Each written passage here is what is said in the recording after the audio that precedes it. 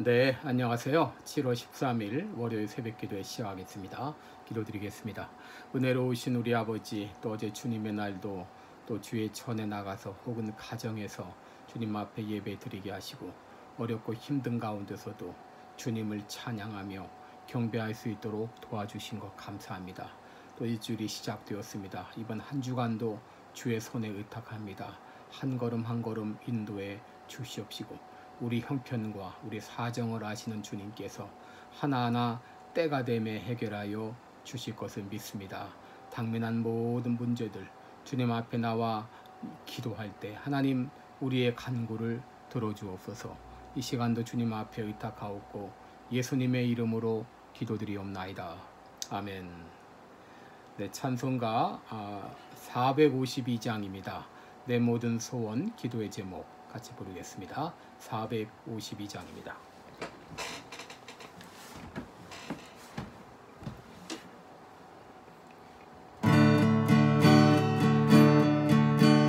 내 모든 소원 기도의 제목 예수님 닮기 원함이라.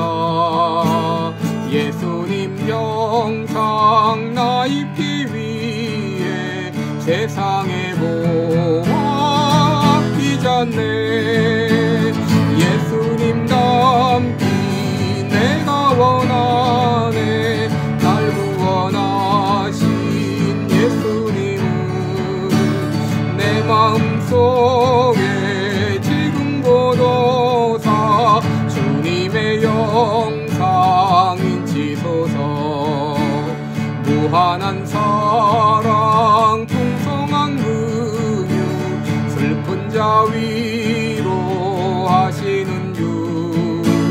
길 잃은 죄인 부르는 예수 그 영상 담기옵소서. 예수님 닮기 내가 원하네. 날 구원하신 예수님은 내 마음속에 지금 보도사 주님의 영상 인치소서. 겸손한 예수 거룩한 주님 원수의 멸시 참으시사 우리를 위해 고난을 받은 우주를 담기옵소서.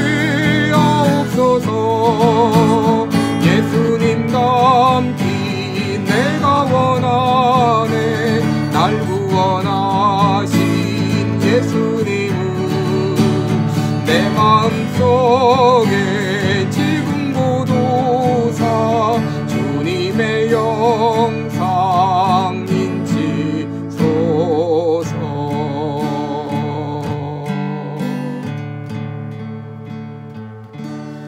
아멘. 네, 우리 오늘은 야고보서 4장 6절로 10절까지 보겠습니다. 야고보서 4장 6절로 10절까지입니다. 신약성경 375쪽 야고보서 4장 6절로 10절 제가 읽어드리겠습니다. 그러나 더욱 큰 은혜를 주시나니 그러므로 일러스되 하나님이 교만한 자를 물리치시고 겸손한 자에게 은혜를 주신다 하였느니라. 그런즉 너희는 하나님께 순복할지어다. 마귀를 대적하라. 그리하면 너희를 피하리라. 하나님을 가까이 하라. 그리하면 너희를 가까이 하시리라. 죄인들아 손을 깨끗이 하라. 두 마음을 품은 자들아 마음을 성결케 하라. 슬퍼하며 애통하며 울지어다. 너희 웃음을 애통으로 너희 즐거움을 근심으로 바꿀지어다. 주 앞에서 낮추라. 그리하면 주께서 너희를 높이시리라. 아멘. 네, 우리 오늘은 어떻게 겸손할 수 있을까 이런 제목으로 함께 말씀을 나누겠습니다. 겸손하기 원합니다. 여러분, 이 기도는 우리 모든 신자들의 진실한 마음이라고 할 수 있습니다.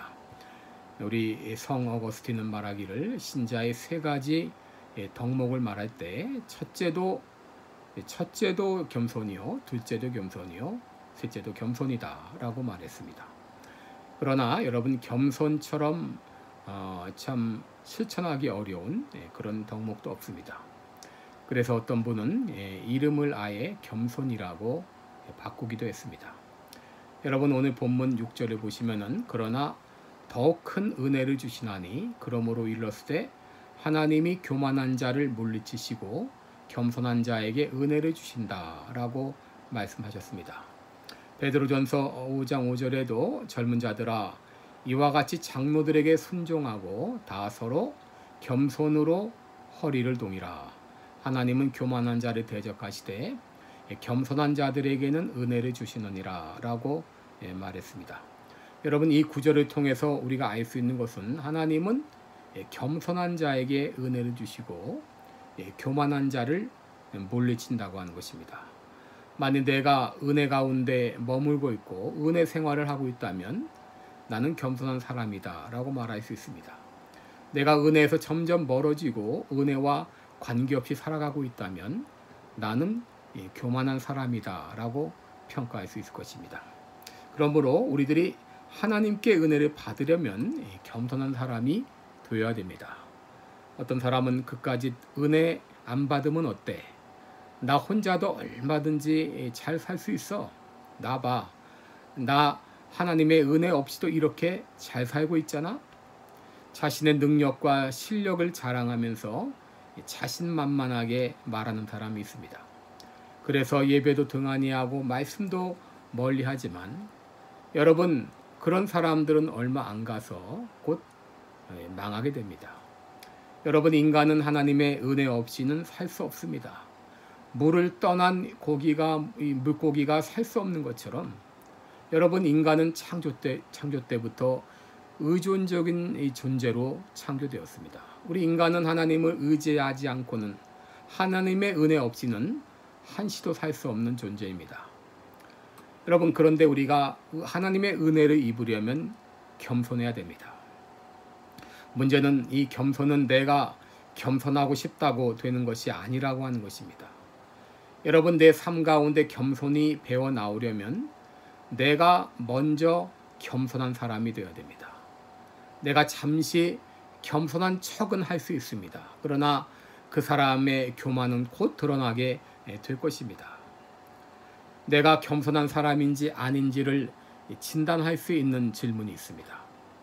나는 자주 불평하고 원망하는가? 나는 자주 싸우는가? 나는 자주 비방하는가? 나는 무례히 행하는가? 나는 내 자랑을 많이 하는가? 나는 내가 한 일을 누가 알아주기를 바라는가? 나는 은혜를 잊어버리는가? 나는 불순종하는가? 나는 자기 주장이 강한가? 나는 부당한 일을 당하면 화를 내는가? 여러분 이런 반응을 보이는 이런 사람들은 교만한 사람입니다. 반면에 나는 감사하는가? 나는 찬양하는가? 나는 바른 태도를 가지고 있는가? 나는 남을 높이는가? 나는 섬기는 사람인가? 나는 은혜를 잘 기억하는가? 나는 용서를 잘하는가? 나는 타인을 존중하는가? 나는 나의 한계를 인정하는가? 나는 좋은 관계를 맺고 있는가?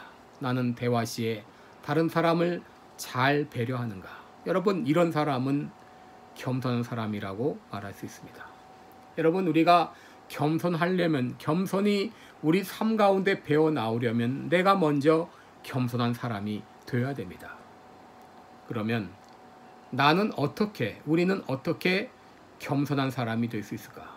첫째로 하나님께 순복하고 마귀를 대적하라고 하는 것입니다. 여러분 7절에 보시면 그런즉 너희는 하나님께 복종할지어다 마귀를 대적하라 그리하면 너희를 피하리라 라고 말했습니다. 여러분 진정 하나님 앞에 겸손한 사람은 누구이냐? 하나님께 순복하는 사람입니다.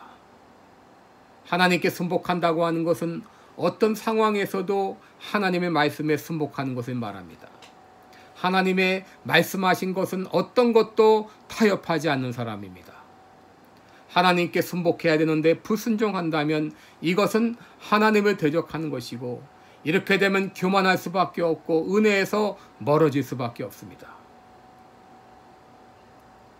여러분 가인과 같은 사람 혹은 에서와 같은 사람은 한 배에서 나온 사람일지라도 그들은 아벨이나 혹은 야곱과는 다른 은혜에서 멀리 떨어진 길로 갔습니다.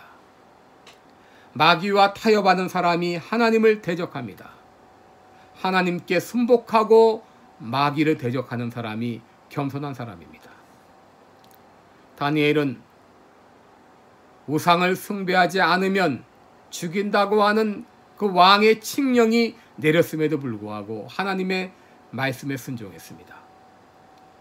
어떤 자리에서도 하나님께만 순복하는 사람, 그 사람이 겸손할 수 있습니다. 두 번째로 우리가 어떻게 겸손할 수 있는가? 하나님을 가까이 하는 사람입니다. 8절에 보시면 하나님을 가까이 하라. 그리하면 너희를 가까이 하시리라. 죄인들아 손을 깨끗이 하라. 두 마음을 품은 자들아 마음을 성결케 하라. 여러분, 우리가 하나님을 가까이 할 때 우리는 겸손할 수 있습니다. 하나님이 어떤 분이라는 것을 알고 하나님을 가까이 하면 겸손해집니다. 왜냐하면 하나님을 가까이 하면 할수록 내가 누구인지를 알기 때문입니다. 종교개혁자였던 존 칼빈은 내가 구원을 얻기 위해서 두 가지 지식이 필요하다 그랬습니다. 하나는 하나님을 아는 지식이요, 다른 하나는 나를 아는 지식이다 그랬습니다. 여러분, 하나님이 진정 어떤 분이신가를 아는 사람은 내가 누구인지를 압니다. 하나님께 가까이 가면 갈수록 마치 햇빛에 먼지가 드러나듯이 내가 죄인인 것을 깨닫게 됩니다. 내가 죄인임을 깨달으면 자연히 겸손해질 수밖에 없습니다. 여러분, 사도 바울은 예수 그리스도를 만난 다음에 자기를 소개할 때 나는 성도 중에 지극히 작은 자라, 나는 사도 중에 지극히 작은 자라 라고 말하다가 이제 나중에 말년에 가서는 나는 죄인 중에 괴수라고 말했습니다. 베드로는 예수님을 만난 다음에 나는 죄인으로소이다 라고 고백했습니다. 이사야는 하나님을 만난 후에 나는 입술이 부정한 백성 중에 거하면서 만군의 하나님을 배웠다고 말했습니다. 여러분, 하나님을 가까이 하면 할수록 내가 누구인지를 알게 됩니다. 내가 얼마나 추악한 죄인인 것을 깨닫게 됩니다. 내가 누구인지를 알게 될 때 우리는 교만할 수가 없습니다. 그런데 어떤 분은 예수님을 만난 후에도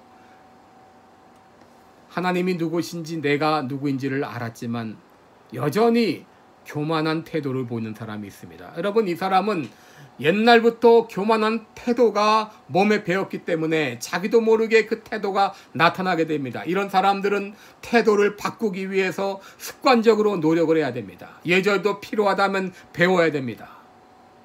나는 그런 마음이 아닐지라도 혹시 오해의 소지가 있다면 바꿔야 됩니다. 그래서 나의 모습에서 겸손의 향기가 풍겨나야 될 것입니다.